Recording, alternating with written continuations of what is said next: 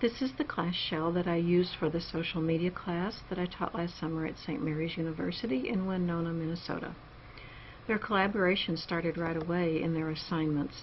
The very first one was an introductory assignment where they were to give me a Skype name, and I connected with as many as I possibly could who had Skype.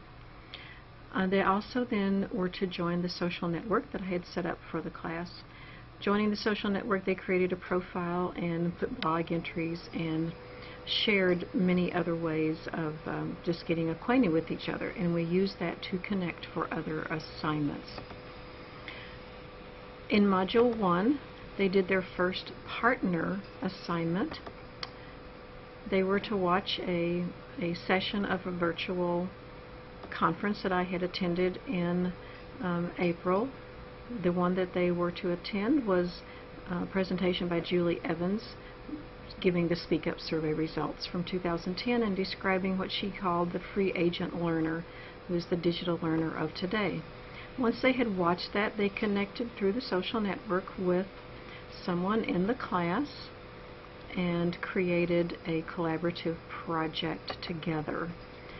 There were some of the teachers that worked in the same school district, but the majority of them were scattered all over the state of Minnesota and into Wisconsin. So here were their projects that they did. In the second module, they were talking about social networks more in depth, and one of the assignments they had in this module was to find a professional social network to join. There's a lot of them out there for different content areas, and as part of that social network, my hope is that they're still involved in that and are collaborating with teachers around the globe to pick up ideas and share ideas. When we got to the third module, we talked about blogs, Twitter, and wikis. The class created a blog that they could share and teachers could post comments on them. They were encouraged to set up a Twitter account for the purpose of collaborating with teachers, and many were quite surprised that there were so many connections that they could make through Twitter. I also created a class wiki that we used for quite a few purposes. I'll open it up here. This is where they put their blog links so that they could read each other's blogs. This was a collaborative assignment they did together where they were to add their comments, as you can see, in different color of ink. So it was a very creative way that they could share comments on one common topic.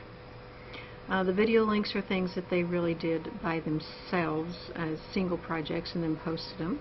They also created podcasts in a variety of ways, either video podcast or audio podcast. So that was a valuable tool for us to use. Okay, let me see if I can get back to my class shell. Module 4, they really just spent some time creating their own YouTube videos to share. And then when we got to Module 5, we had some really cool discussions. So I'm going to go to the discussion board. They watched 2 videos. One was called the Networked Student, based on the connectivism theory of George Siemens. And so when they watched the video on the connected student, then they shared their thoughts and perspectives through this discussion board. The other one that was excellent was the Digital Nation, which is a frontline video on the trends in our digital world today, and that one really did help create a lot of very interesting conversations, and you can see there were quite a few posts in that one. This class really was a very interesting class, a valuable class, since these were all teachers.